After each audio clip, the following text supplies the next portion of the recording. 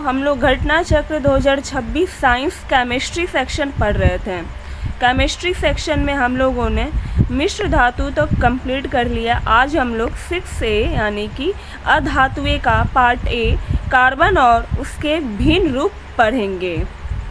अधातुएं lecture 6 अधातुएं का part 1 part A carbon और उसके भिन्न रूप यानी कार्बन और उसके भिन्न रूप के बारे में चैप्टर में अध्ययन करेंगे।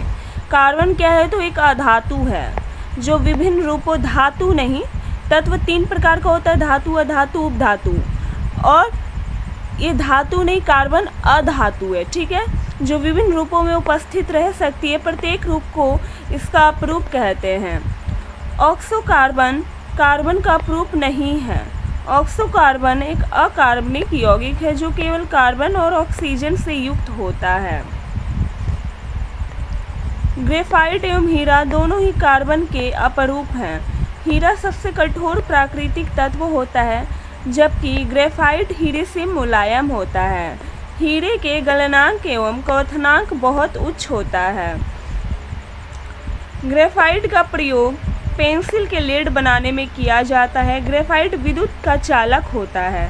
हीरे में प्रत्येक कार्बन परमाणु 4 अन्य कार्बन परमाणुओं से बंध बनाता है और एक त्रिविमीय आकृति का निर्माण करता है। ग्रेफाइट में प्रत्येक कार्बन परमाणु 3 अन्य कार्बन परमाणुओं से बंध बनाता है और इस प्रकार एक षटकोणीय एरे हेक्सागोनल एरे का निर्माण करता है। ग्रेफाइट स्लेटी काले रंग का चिकना चमकदार कार्बनिक पदार्थ होता है। ग्रेफाइट चूर्ण का उपयोग भारी मशीनों में स्नेहक के रूप में किया जाता है, यानी लुब्रिकेंट के रूप में किया जाता है। ग्रेफाइट का यूज किसी को चीज़ को चिकना करने में। बकमिस्टर फुलेरिन एक गोलीय फुलेरिन अणु कार्बन का अपरूप है। इसका सूत्र यानी बकमिस्टर फुलेरिन का सूत्र क्या होता है? C60 होता है। 20 षटभुजों तथा 12 पंचभुजों से निर्मित इस यौगिक की संरचना में कार्बन परमाणु बहुफलकीय संरचना से आबद्ध होते हैं। कोयले के खनिज को कार्बन की प्रतिशत मात्रा के आधार पर मुख्यतः 4 प्रकार में बांटा गया है जो कि काफ़ी इम्पोर्टेंट है। पहला लिग्नाइट, सेकंड जिसमें कार्बन की मात्रा 25 से 35% होती है। सब ब्यूटिनस जिसमें कार्बन की मात्रा 35 से 45% होती है। बिटुमिनस जिसमें कार्बन की मात्रा 45 to 85% होती है। एंथ्रासाइड जिसमें कार्बन की मात्रा 85% से अधिक होती है। हीरे का उपयोग कांच को काटने तथा उस पर उत्कीर्ण करने या खरोंचने में होता है। हाइड्रोफ्लोरिक अम्ल का प्रयोग भी कांच पर उत्कीर्ण करने एवं खरोंचने में होता है। कांच हाइड्रोफ्लोरिक अम्ल में घुलनशील सिलिकेट बनाता है जिसके कारण हाइड्रोफ्लोरिक अम्ल का भंडारण कांच के बर्तनों में नहीं किया जाता है। कार्बन डाइऑक्साइड, ठोस कार्बन डाइऑक्साइड को क्या कहते हैं? तो शुष्क बर्फ या शुष्क हिम भी कहा जाता है। यह गर्म करने पर सीधे ही गैस में परिवर्तित हो जाती है। इसका उपयोग आइसक्रीम के निर्माण तथा प्रभावकारी शीतकालक के रूप में किया जाता है। कार्बन की कुछ यौगिकों के गलनांक एवं क्वथनांक दिया गया है। एसिटिक एसिड का गलनांक और क्वथनांक दिया गया है। क्लोरोफॉर्म का, एथेनॉल का और मीथेन का। हम कार्बन और उसके यूजेस में PYQ को सॉल्व करेंगे। पहला क्वेश्चन है, निम्नलिखित तत्वों में कौन सर्वाधिक यौगिक निर्माण करता है? बहुत इजी है, कार्बन। किसमें कार्बन नहीं है? तो किसमें कार्बन नहीं है? हीरा में कार्बन है, कोयला में भी कार्बन है, ग्रेफाइट में भी कार्बन है, तो उपयुक्त में कोई नहीं होगा। हीरा कार्बन का प्रूफ है। ग्रेफाइट स्लेटी काले रंग का चिकना चमकदार कार्बनिक पदार्थ होता है जबकि कोयला एक ठोस कार्बनिक पदार्थ ही है जिसको ईंधन में यूज किया जाता है। ग्रेफाइट और हीरा मूलतः डैश के परमाणुओं से बना है तो कार्बन के परमाणुओं से बना है। उष्मागतिकी रूप से कार्बन का सबसे स्थिर रूप कौन है? तो ग्रेफाइट है। उष्मागतिकीय यानी थर्मोडायनामिकली रूप से कार्बन का सबसे स्थिर रूप पूछेगा कौन है? तो ग्रेफाइट है। निम्न तापमान एवं दाब पर कार्बन का सबसे स्थिर रूप ग्रेफाइट है। इसमें धातु एवं अधातु दोनों के गुण विद्यमान होते हैं।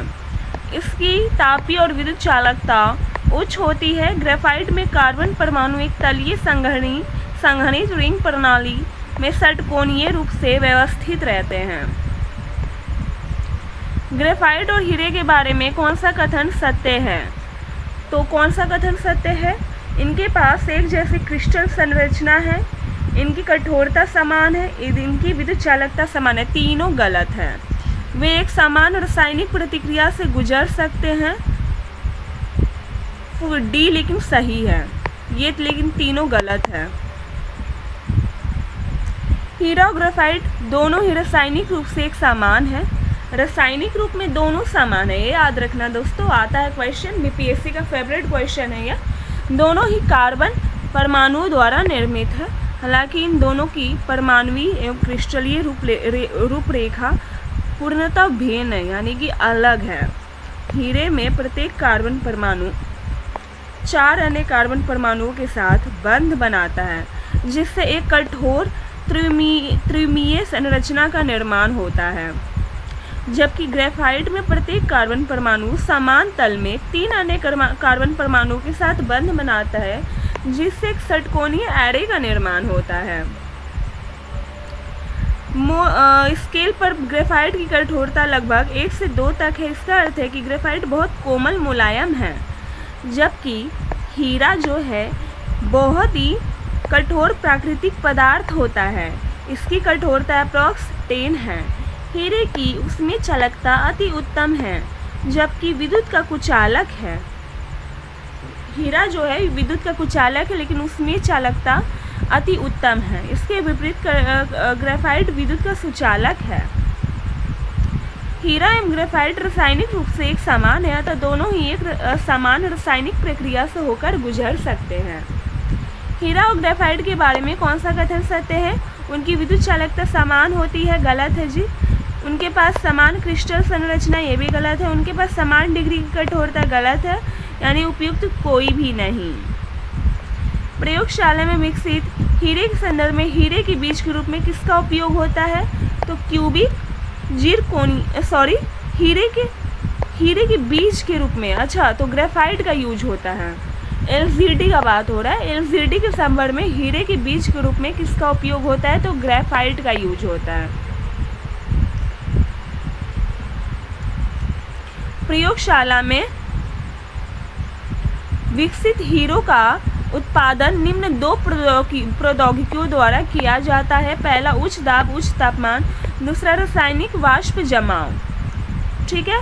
प्रयोगशाला में विकसित हीरे रासायनिक संगठन, संरचना और भौतिक गुणों के मामले में खनन के माध्यम से प्राप्त हीरों के समान ही होते हैं।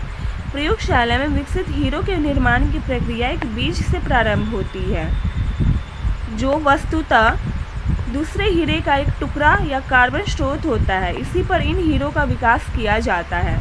ग्रेफाइट का हीरे के बीज के रूप में उपयोग किया जा सकता है, जबकि क्यूबिक जिरकोनिया और मोइसानाइट को सामूहिक रूप से डायमंड सिमुलेंट कहा जाता है। वास्तव में डायमंड सिमुलेंट में हीरे के समान ही सौंदर्य संबंधी विशेषताएं होती है, लेकिन ये कार्बन क्रिस्टल नहीं होते हैं और इनमें हीरे के समान रासायनिक एवं भौतिक गुण भी नहीं होते हैं। निम्नलिखित में किसी बीज का उपयोग अभियांत्रिकृत हीरो के उत्पादन में होता है? तो अभी पढ़े ग्रेफाइट का। प्रयोगशाला में निर्मित हीरे को सिंथेटिक हीरे के रूप में भी जाना जाता है। प्राकृतिक रूप से पाए जाने वाले हीरो के विपरीत इनका निर्माण प्रयोगशाला में किया जाता है। हालांकि दोनों की रासायनिक संरचना और भौतिक व प्रकाशीय गुण समान होते हैं। अभियांत्रिकृत हीरे को उच्च दाब, उच्च तापमान और रासायनिक वाष्प निक्षेपण परिस्थिति में बनाया जाता है।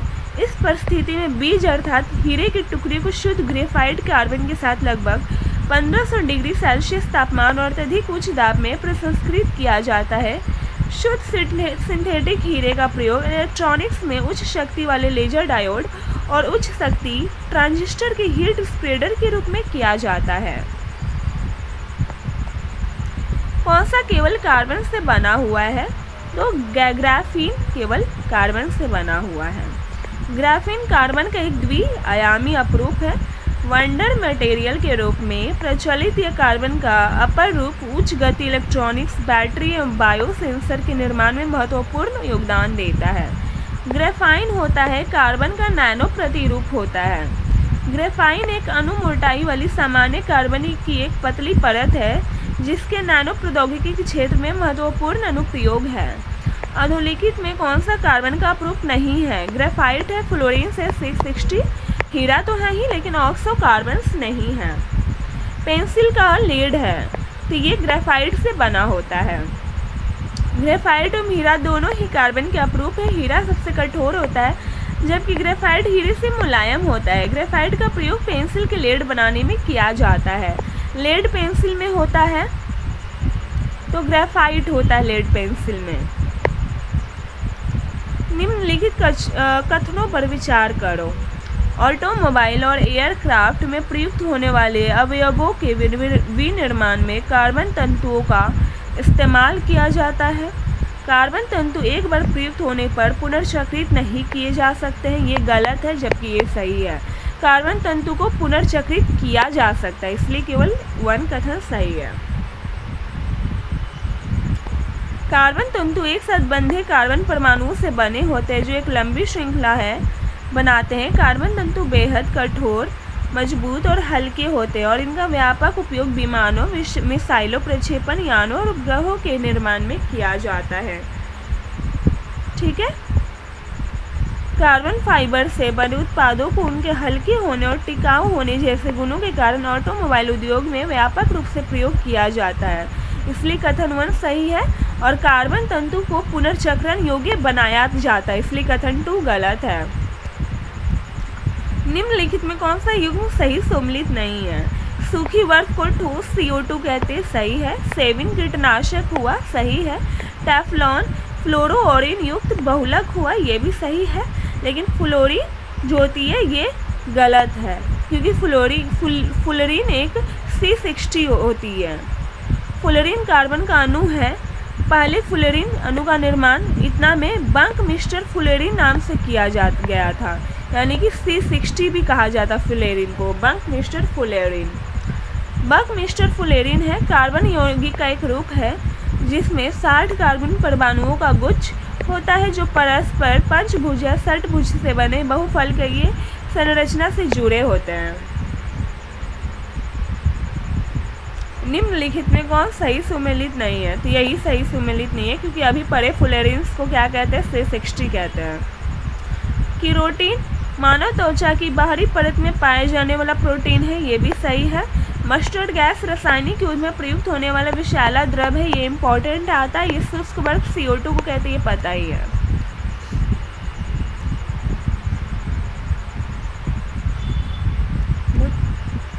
टेफ्लॉन के बारे में एक बार देख लो।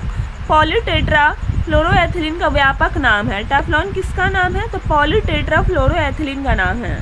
यह संश्लेषित फ्लोरोपॉलीमर है जिसे फ्लोरीन के अणु मिले रहते हैं। ठीक है। मस्टर्ड गैस क्या होता है? तो इसको शक्तिशाली रासायनिक हथियार के रूप में प्रयोग किया जाता है। शुष्क बर्फ को CO2 कहते हैं, पता ही है। अब फ्लोरीन इसको C60 कहते हैं, बकमिस्टर फ्लोरीन, ये पता ही है। किसमें कार्बन मिलता है? तो लिग्नाइट में कार्बन मिलता है। कोयले के खनिजों को कार्बन की प्रतिशत के आधार पर मुख्यतः 4 प्रकारों में बांटा गया है। लिग्नाइट में 25 से 35% कार्बन मिलता है। बिटुमिनस में 35 से 45% कार्बन मिलता है। बिटुमिनस में सब बिटुमिनस में 35 से 45, सब बिटुमिनस में 45 से 85% कार्बन मिलता है और एंथ्रासाइट में 85% से अधिक कार्बन मिलता है। कोयले को किस एक शेष प्रकारों की अपेक्षा अधिक प्रतिशत कार्बन अंश होता है? मतलब किसमें कार्बन सबसे ज़्यादा पाया जाता है? तो अभी पढ़ा एंथ्रासाइट में सबसे ज़्यादा कार्बन पाया जाता है, 85% से अधिक। कार्बन की मात्रा अधिकता होती है तो ढलवा लोहा में कार्बन की मात्रा अधिकता होती है। ढलवा लोहा में कार्बन का मात्रा लगभग 3.5 से 4.5% होती है, जबकि पिटवा लोहा में बहुत कम मात्रा होती है, स्टील में 1.5% होती है, मिश्र धातु स्टील में 0.1 से 1% होती है। कौन सा रवा क्रिस्टल नहीं है? तो गंधक रवा क्रिस्टल नहीं है, बाकी हीरा, क्वार्ट्ज, ग्रेफाइट रवा क्रिस्टल है। नमक, चीनी, हीरा, क्वार्ट्ज, बर्फ, ग्रेफाइट इत्यादि क्रिस्टल की श्रेणी में आते हैं, जबकि गंधक क्रिस्टल की श्रेणी में नहीं आते हैं। बोल रहा है कौन सा कथन सही है? तो कांच पर उत्कीर्ण किया यह खरोंचा किसके थ्रू जाता है? तो हीरा से, और हाइड्रोफ्लोरिक अम्ल के द्वारा कांच पर खरोंचा जा सकता है। हीरे का उपयोग कांच को काटने तथा उस पर उत्कीर्ण करने या खरोंचने में यूज होता है। हाइड्रोफ्लोरिक का भी उपयोग खरोंचने में यूज होता है।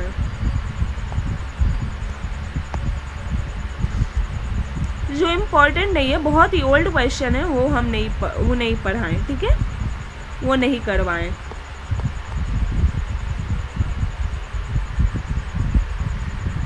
इसका क्वेश्चन तो इम्पोर्टेंट नहीं है, लेकिन इसका जो विश्लेषण है वो अच्छा, डिस्क्रिप्शन है वो अच्छा दिया हुआ है। ग्राफीन एक द्विआयामी तत्व है।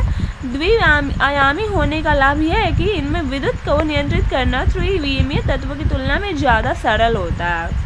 ग्राफीन न केवल बहुत पतला है, बल्कि अब तक खोजे गए पदार्थों में सबसे मजबूत भी है। विद्युत का समाहक होने के साथ साथ इसमें तांबे का भी गुण है। कौन सा पदार्थ सर्वाधिक मजबूत होता है? तो ग्राफीन सर्वाधिक मजबूत होता है। नीचे दिए गए कूट को सही उत्तर चयन कीजिए। कैल्शियम सल्फेट की उपस्थिति जल को कठोर बना देती है, वह उपयोग योग्य नहीं रहता है। हीरा, तांबा व लोहे से कठोर है। वायु का मुख्य घटक ऑक्सीजन है, गलत है। नाइट्रोजन है वायु का मुख्य घटक। नाइट्रोजन वनस्पति घी के निर्माण में प्रयुक्त होती है, 3 गलत है, तो 3 वाला पहले काट दो। 1 सही है और 2 भी सही है, जबकि नाइट्रोजन वनस्पति घी के निर्माण में प्रयुक्त होता है, ये गलत है। कैल्शियम सल्फेट की उपस्थिति से जल में अस्थायी कठोरता हो जाती है। इसके घुले रहने से जल को उबालने पर भी इसकी स्थायी कठोरता दूर नहीं होती है, अतः यह उपयोग के योग्य नहीं रहता। हीरा सबसे कठोर होता है, यह किसी द्रव में नहीं घुलता, तो इस पर अम्ल, क्षार इत्यादि का कोई प्रभाव नहीं पड़ता है। वायु विभिन्न गैसों का मिश्रण है, जिसमें सर्वाधिक मात्रा में नाइट्रोजन होती है तथा वनस्पति घी के निर्माण में नाइट्रोजन नहीं बल्कि हाइड्रोजन प्रयुक्त होता है। भारी मशीनों के उपयोग में स्नेहक कौन सा है? यानी लुब्रिकेंट का काम ग्रेफाइट करता है, ठीक है। इसके एक स्नेहक के रूप में भी प्रयोग किया जाता है, तो ग्रेफाइट का वही चीज है। निम्नलिखित में कौन सूखा बर्फ हो गया? तो ठोस CO2। यहाँ देख लो, ठोस CO2 को शुष्क बर्फ या शुष्क हिम भी कहा जाता है, ठीक है। यह गर्म करने पर सीधे ही गैस में परिवर्तित हो जाता है और इसका उपयोग आइसक्रीम निर्माण में तथा प्रभावकारी शीतलक के रूप में किया जाता है। किसका? ठोस CO2 का यूज। सब एक ही क्वेश्चन पूछा हुआ है। शुष्क बर्फ कौन है? तो ठोस CO2 है। शुष्क बर्फ कौन होता है? जल गैस है। CO+H2 का मिश्रण को जल गैस कहते हैं, बहुत इंपॉर्टेंट है। जल गैस है, वाटर गैस एक कृत्रिम गैस है। इसमें कार्बन मोनोऑक्साइड और हाइड्रोजन मिश्रित होती है। जल गैस से मेथिल अल्कोहल का निर्माण होता है। देख लो यहाँ पे सूत्र है। सोडा वाटर की बोतल खोलने पर निकलने वाली गैस ऑब्वियसली CO2 है भाई। सोडा वाटर की बोतल खोलने पर निकलने वाली गैस CO2 है। उच्च दाब पर सोडा बोतल में अंतःनिक्षेपित की जाती है। CO समूह का आबंध क्रम क्या है? तो 3 है। आबंध क्रम एक ऐसी संख्या है जो ये परिभाषित करती है कि अणु या समूह बनाने वाले 2 परमाणुओं के मध्य उपस्थित बंधन कितना मजबूत है। आबंधन क्रम का अधिक होना अधिक मजबूती तथा आबंधन क्रम का कम होना कम मजबूती प्रदर्शित करता है। CO समूह का आबंधन क्रम 3 है। तो यहाँ पर हमारा चैप्टर खत्म हुआ, कंप्लीट हुआ।